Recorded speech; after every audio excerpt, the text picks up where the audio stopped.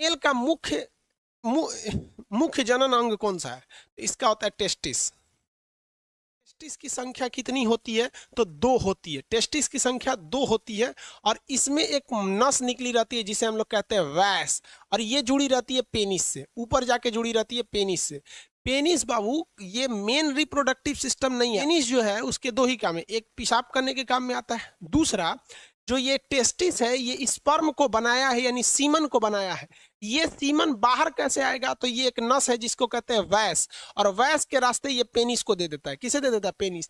Penis का केवल यही काम होता है कि वो स्पर्म को फीमेल के अंदर पहुंचा सके। वो मुख्य रिप्रोडक्टिव सिस्टम नहीं है हमारे बॉडी का। तो मेल का मुख्य रिप्रोडक्टिव सिस्टम क्या होता है? टेस्टिस होता है। क्या होता है? टेस्टिस। टेस्टिस को हिंदी में क्या कहा जाता है? वृषण कहा जाता है।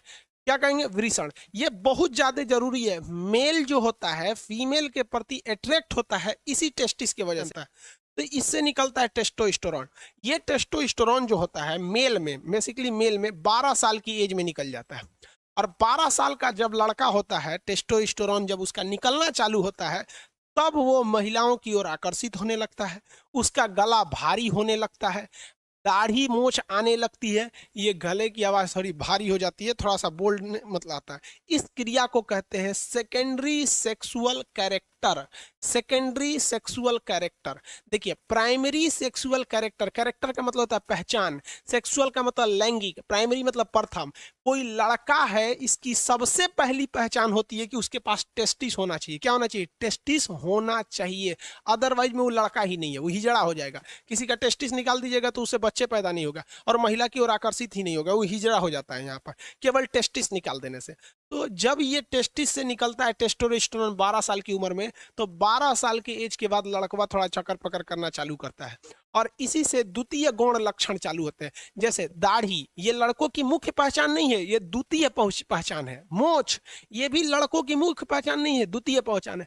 आवाज का भारी हो जाना, ये भी मुख्य पहचान नहीं है, ये सेकेंडरी कैरेक्टर है। सेकेंडरी कैरेक्टर, मेन कैरेक्टर क्या है? अब आप एक बात बताओ ना, कोई लड़का है, उसका मोछ भी है, दाढ़ी भी है, आवाज भी भारी है, एकदम बोल्ड है, शरीर पे बाल ज्यादा आ जाते हैं, सब मेल के टेस्टोस्टेरोन की वजह से ज्यादा आ जाते हैं, लेकिन उसका कोई ऑपरेशन करके टेस्टोस्टेरोन ने काट के निकाल दिया है, टेस्टोस्टेरोन काट के निकाल दिया, अब तो हिजड़ा हो गया। तो उसकी प्राथमिक पहचान तो चली गई, लेकिन द्वितीय पहचान के तहत वो क्या हो जाता है? मेल कहलाता है।